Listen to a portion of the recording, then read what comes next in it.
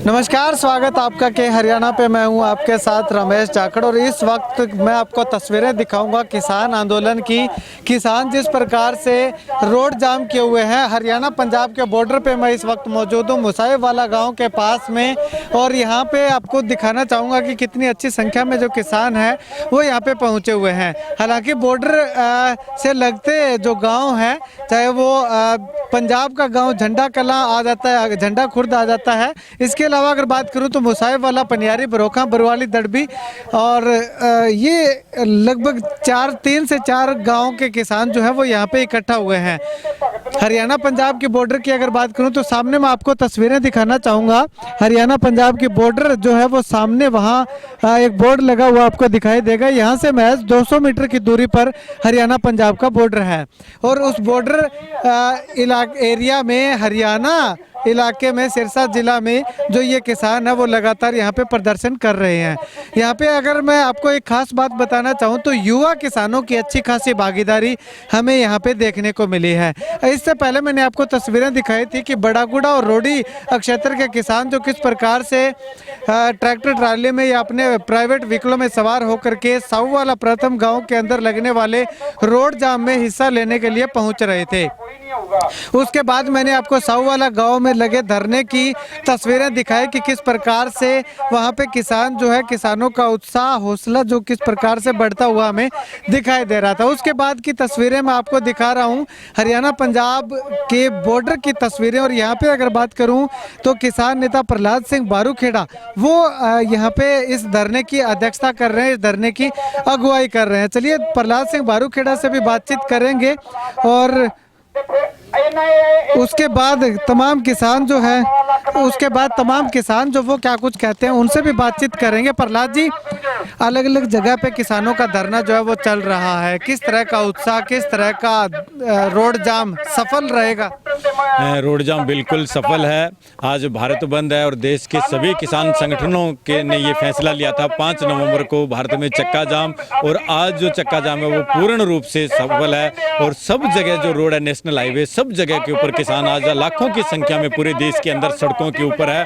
और आज भी अगर सरकार नहीं चेतती है तो 26 तारीख को दिल्ली की तरफ जो है किसान देश का कूच करेगा। और 16 नवंबर को करतार सिंह सराभा का शहीदी दिवस है। उस दिन सिरसा के अंदर जो पक्का मोर्चा है वहाँ पे ट्रैक्टर यात्रा निकाली जाएगी। तो ये आंदोलन जो है वो बहुत बड़ा आंदोलन बनता जा रहा है। अभी जो है खेतों के अंदर काम है किसानों का, और आज एक आह्वान के ऊपर जो है हजारों की संख्या पे हर जगह जो लोग अपना खेत का काम छोड़ के आज एक दिन का काम बंद करके लोग आज सड़कों के ऊपर है। इन 3 कृषि कानून जो है कानून आए हैं, जो कृषि विरोधी कानून है, जो देश विरोधी काले कानून है, इनके खिलाफ लोगों में ये रोष है।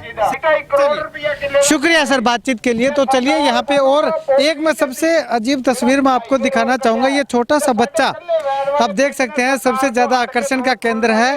हाथ में काला झंडा लिए हुए ये किसान का बेटा, किसान का बच्चा जो है वो यहाँ पे पहुंचा हुआ है और विरोध जता रहा है कि किस प्रकार से वो भी इन 3 कृषि अध्यादेशों के खिलाफ है। चलिए अब यहाँ पे और कुछ युवा किसान हैं, नौजवान किसान हैं, उनसे बातचीत करते हैं कि आखिर वो क्या कुछ कहते हैं, क्या कहना चाहेंगे। सर, आप कितना समर्थन करते हैं इस धरने का? हम फुल समर्थन करते हैं। युवा होने के नाते हमारा हक बनता है, सभी आसपास के ग्रामीणों का हक बनता है कि हम अपने साथ जो भी आए अपने साथ हक के साथ किसी को लेके आए। और इन 3 काले कानूनों का हम डटकर विरोध करेंगे। हम हमारे बुजुर्गों, नौजवान, सभी किसानों के हम साथ हैं और हम कि सरकार से अपील करते हैं कि इन काले कानूनों को वो वापस लें, वरना किसानी खत्म हो जाएगी और आने वाली पीढ़ियों के लिए यहाँ पर कुछ भी नहीं बचेगा। चलिए सर, आप क्या कहना चाहेंगे? किसान आज सिरसा जिला में 5 जगह पे धरने पे बैठा हुआ, रोड जाम किया हुआ है, क्या कुछ? सर, अपना किसान अपने वजूद की लड़ाई लड़ रहे हैं जी। ये सरकार तुली हुई है वजूद ख़त्म करने में किसानी का। अभी जो 3 कानून थे वो लागू तो कर ही रखे थे जी। इसके साथ साथ कॉरपोरेट सेक्टर का देख लो, जिन्होंने 90,000 करोड़ रुपए माफ़ कर दिया। और जो बहुत कम लोगों को पता होगा जी, जो अपना खेती में जो सोसाइटी का जो होता है ना, सब्सिडी के रूप में जो सरकार प्रावधान करती है, 70,000 करोड़ से कम करके 60,000 करोड़ कर दिया है। खेती का ही एक ऐसा सेक्टर था जिसने +3.4 से अपने देश को जो एक एक प्रकार से संभालने का काम किया है, और इसका इनाम आप खुद देख सकते हो जी, किसानों को कितना अच्छा मिल रहा है। यहाँ पे एक तस्वीर मैं आपको और दिखाना चाहूँगा कि सामने जो तस्वीर है ये लंगर की व्यवस्था और चाय की व्यवस्था जो है यहाँ पे की गई है। अगर चाय की बात करूँ तो चाय की व्यवस्था लहंगे वाला गांव के किसानों के द्वारा की गई है, और लंगर की जो व्यवस्था है, खाने की व्यवस्था, वो पनियारी गुरुद्वारा साहिब के द्वारा की गई है। तो कुल मिलाकर के तस्वीरें बहुत अच्छी खासी हमें यहाँ पे देखने को मिली है। अच्छा उत्साह किसानों का यहाँ पे देखने को मिला है। चलिए और कुछ युवा किसान क्या कुछ कहते हैं उनसे बातचीत करने की कोशिश करते हैं, क्योंकि यहाँ पे किसान जो है वो लगातार अपनी मांगों को लेकर के धरने पे बैठे हुए हैं। चलिए एक युवा किसान और हमारे साथ मौजूद है, इनसे बातचीत करते हैं। सर क्या कुछ कहना चाहोगे? 5 जगह पे किसान जो है वो आज रोड जाम किए हुए हैं। मोदी सरकार किसानों को ख़त्म करने पे तुली हुई है। जैसा कि पिछले 2 महीने से लगातार किसानों के धरने चल रहे हैं, और कोरोना के टाइम पे सरकार ये एक अध्यादेश लेके इस कानून को लेके आई है। ऐसी क्या मजबूरी थी, ऐसा क्या ज़रूरी कानून था भी सरकार को अध्यादेश लेके आना पड़ा? तो केंद्र सरकार की मंशा सिर्फ साफ है, किसान को अपनी फसल का भाव नहीं देना। किसान को ये सरकार मजदूर बनाना चाहती है ताकि इस देश में अमीर और गरीब 2 ही वर्ग रहे। और जो किसान इस देश के लिए अनाज पैदा करता है, आज उसकी फसल का भाव, धान का भाव 1500 रुपये, मक्के का भाव 800 से 1000 रुपये उसको बेचने को मजबूर होना पड़ रहा है। वहीं दूसरी ओर मैं अगर हरियाणा प्रदेश की बात करूं तो हरियाणा सरकार, हरियाणा के चीफ मिनिस्टर कह रहे हैं अगर एमएसपी खत्म होती है तो मैं इस्तीफा दे दूंगा। तो उनको लिख के देने में क्या दिक्कत है? अगर एमएसपी को लेकर वो इतने शोर हैं तो वो लिख के दे दें, तभी ये किसान मानेगा कि सरकार किसानों को लेकर कुछ सजग है। चलिए शुक्रिया जी। आप क्या कहना चाहेंगे किसानों को लेकर के? क्या आपकी मेरी जी एक बेनती है जी, जो मोदी सरकार है, मोदी सरकार ने आ ਜਿਹੜਾ ਧੂਆਂ ਹੈਗਾ ਆਪਣਾ ਪਰਾਲੀ ਜਲਾਉਣ ਤੇ 1 ਕਰੋੜ ਰੁਪਏ ਜੁਰਮਾਨਾ ਰੱਖਿਆ ਹੈਗਾ। ਇਹ ਜੁਰਮਾਨਾ ਰੱਖਿਆ ਹੈਗਾ, ਚਲੋ ਕੋਈ ਗੱਲ ਨਹੀਂ, ਰੱਖਤਾ ਜੁਰਮਾਨਾ, ਉਹਦਾ ਜਾਨੀ ਕਿ ਮਾਨਸਿਕ ਸੰਤੁਲਨ ਖੋ ਗਿਆ, ਲਾ ਲਓ ਕਿਵੇਂ ਲਾ ਲਓ, ਉਹਨੇ ਰੱਖਤਾ, ਠੀਕ ਹੈ। ਲੇਕਿਨ ਉਹਨੂੰ ਅੱਜ ਜਿਹੜੀ ਸਾਡੇ ਨਾਲ ਘੱਗਰ ਨਦੀ ਚੱਲਦੀ ਹੈ ਇਹ ਨਹੀਂ ਦਿਖਦੀ। ਇਹਦੀਆਂ ਤੁਸੀਂ ਜਾਨੀ ਕਿ ਮੀਡੀਆ ਰਾਹੀਂ ਥਰੂ ਜਾਨੀ ਕਿ ਬਹੁਤ ਜ਼ਿਆਦਾ ਖਬਰਾਂ ਵੀ ਲੱਗੀਆਂ, ਸਭ ਕੁਝ ਹੋਇਆ। ਇਹਦੇ ਵਿੱਚ ਇੰਨਾ ਜ਼ਿਆਦਾ ਪ੍ਰਦੂਸ਼ਣ ਹੈ, ਜਦੋਂ ਅਸੀਂ ਇਹਦੇ ਲਵੇ ਰਹਿੰਦੇ ਆ, ਕੁਛ ਸਾਡੇ ਪਰਲੇ ਪਾਸੇ ਵੀਰ ਰਹਿੰਦੇ ਆ, ਕੁਛ ਉਰਲੇ ਪਾਸੇ ਰਹਿੰਦੇ ਹੈਗੇ। ਜਦੋਂ ਇਹਦੇ ਵਿੱਚੋਂ ਜਾਨੀ ਕਿ ਗੰਦੀ ਮੁਸ਼ਕ ਆਉਂਦੀ ਹੈਗੀ ਤੇ ਬੰਦੇ ਨੂੰ ਰੋਟੀ ਖਾਣੀ ਔਖੀ ਹੋ ਜਾਂਦੀ ਹੈ, ਠੀਕ ਹੈ। ਉਦੋਂ ਇਹਨਾਂ ਨੂੰ ਕੁਛ ਦਿਖਦਾ ਨਹੀਂਗਾ। ਉਹ ਜਦੋਂ ਉਹਨਾਂ ਤੇ ਵੀ ਕੋਈ ਜੁਰਮਾਨਾ ਰੱਖਣ, ਜਦੋਂ ਆਪਣੇ ਕਰੋਨਾ ਵੇਲੇ ਸਾਰੀਆਂ ਫੈਕਟਰੀਆਂ ਬੰਦ ਸੀਗੀਆਂ, ਇਹਦਾ ਜਿਹੜਾ ਪਾਣੀ ਸੀਗਾ ਇਹਦਾ ਪੀਣ ਯੋਗ ਪਾਣੀ ਸੀਗਾ, ਤੇ ਹੁਣ ਤੁਸੀਂ ਪਾਣੀ ਜਾ ਕੇ ਦੇਖ ਵੀ ਸਕਦੇ ਹੋ, ਤੇ ਇੰਨਾ ਗੰਦਾ ਪਾਣੀ ਹੈ। ਤੇ ਇਹਦੇ ਬਾਰੇ ਅਗਰ ਸਾਡੇ ਕਿਸਾਨਾਂ ਤੇ ਇਹ ਕਰੋੜ ਰੁਪਇਆ ਰੱਖ ਸਕਦਾ, ਇਹਨਾਂ ਤੇ 10 ਕਰੋੜ ਕਿਉਂ ਨਹੀਂ ਰੱਖਦਾ ਉਹ? ਹਾਂ शुक्रिया जी। आप क्या कहना चाहेंगे? ਅਸੀਂ ਤਾਂ ਇਹ ਕਹਿਣਾ ਚਾਹੁੰਦੇ ਹਾਂ ਜੀ, ਇਹਨੂੰ ਪ੍ਰਦੂਸ਼ਣ ਤੱਕ ਕੋਈ ਚੱਕਰ ਨਹੀਂ ਮੋਦੀ ਨੂੰ। ਇਹਨੇ ਸਾਡੇ ਨਾਲ ਦੇਖਣੇ ਆ 2 ਹੱਥ, ਜਿਹੜੀ ਗੱਲ ਹੈ ਕਿਸਾਨਾਂ ਨਾਲ। ਇਹ ਸਾਡੇ ਮਗਰ ਪੈ ਰਿਹਾ ਤੇ ਅਸੀਂ ਇਹਨੂੰ ਮਗਰ ਕੀ, ਇਹਨੇ ਮਗਰ ਆਉਣਾ ਵੀ ਨਹੀਂ ਕਦੇ ਸਾਡੇ। ਇਹੋ ਜਿਹੀ ਕਰਾਂਗੇ ਅਸੀਂ ਇਹਦੇ ਨਾਲ ਮੋਦੀ ਨਾਲ, ਇਹਨੇ ਮੂੰਹ ਨਹੀਂ ਕਰਨਾ ਪਿੰਡਾਂ ਕੰਨੀ। ਅੱਜ ਕਿਸੇ ਤੁਸੀਂ ਸਰਕਾਰੀ ਸੰਸਥਾ ਤੇ ਜਾ ਕੇ ਇਹ ਕਹਿ ਦੋ ਵੀ ਮੈਂ ਚਪੜਾਸੀ ਲੱਗਣਾ, ਤੁਹਾਨੂੰ ਪੁੱਛਣਗੇ ਮੈਟ੍ਰਿਕ ਪਾਸ ਹੋ, ਤੁਸੀਂ ਕਹੋਗੇ ਨਹੀਂ ਵੀ ਤੂੰ ਚਪੜਾਸੀ ਨਹੀਂ ਲੱਗ ਸਕਦਾ।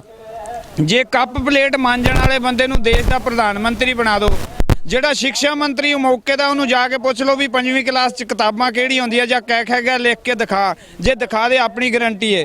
ਜਿਹੜਾ ਕਬੱਡੀ ਦਾ ਗਰਾਊਂਡ ਹੈ, ਖੇਡ ਮੰਤਰੀ ਨੂੰ ਇਹ ਪੁੱਛੋ ਵੀ ਜਿਹੜਾ ਕਬੱਡੀ ਦਾ ਗਰਾਊਂਡ ਹੈ ਉਹਦਾ ਘੇਰਾ ਕਿੰਨੇ ਫੁੱਟ ਦਾ ਤੇ ਡੀ ਕਿੰਨੇ ਫੁੱਟ ਦੀ ਹੈ, ਉਹ ਕਿਵੇਂ ਉਸ ਫੀਲਡ ਦੇ ਵਿੱਚ ਸੁਧਾਰ ਕਰ ਸਕਦਾ। ਉਦਯੋਗ ਮੰਤਰੀ ਨੂੰ ਇਹ ਪੁੱਛੋ ਵੀ ਕਿਹੜੇ ਏਰੀਏ 'ਚ ਕਿਹੜਾ ਉਦਯੋਗ ਲੱਗਣਾ ਚਾਹੀਦਾ, ਤੇ ਕ੍ਰਿਸ਼ੀ ਮੰਤਰੀ ਨੂੰ ਇਹ ਨਹੀਂ ਪਤਾ ਕਿਹੜੇ ਏਰੀਏ 'ਚ ਕਿਹੜੀਆਂ ਫਸਲਾਂ ਬੀਜਣੀਆਂ ਚਾਹੀਦੀਆਂ। ਫਿਰ ਇਹਨਾਂ ਨੂੰ ਕੀ ਪਤਾ ਵੀ ਬਿੱਲ ਕਿਹੜੇ ਕਿਸਾਨਾਂ ਦੇ ਹੱਕ ਵਿੱਚ ਤੇ ਕਿਹੜੇ ਨਹੀਂ।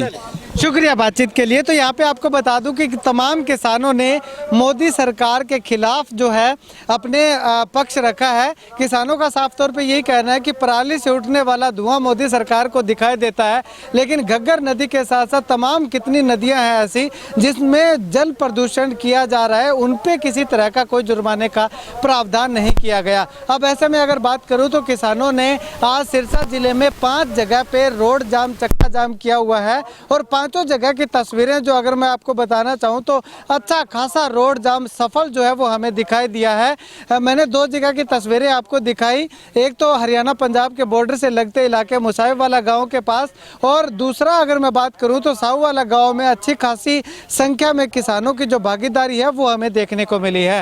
अब अगर बात करूं तो एक किसान का ये भी कहना है कि जिन नेताओं को मंत्री पद दिया हुआ है, खेल मंत्री को खेल के ग्राउंड का पता तक नहीं है, कृषि मंत्री को कृषि फसलों के बारे में पता तक नहीं है। और अगर इसके साथ साथ बात करूं तो उद्योग मंत्री को उद्योगों के बारे में किसी तरह की कोई जानकारी नहीं है। और चाय बेचने वाला प्रधानमंत्री बना दिया गया, जबकि 10वीं फेल व्यक्ति को कोई 4th क्लास कर्मचारी नहीं रखता। इसी सरकार की पॉलिसी है। तो ऐसे में कुल मिलाकर के बहुत सारे सवाल किसानों ने मौजूदा सरकार पे और मौजूदा प्रधानमंत्री पे खड़े किए हैं।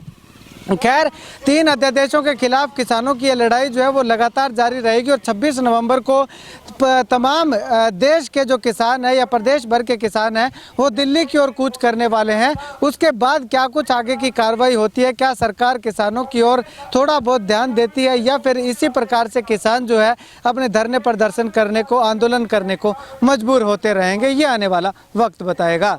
कैमरा सहयोगी सुनील के साथ रमेश जाखड़ के हरियाणा।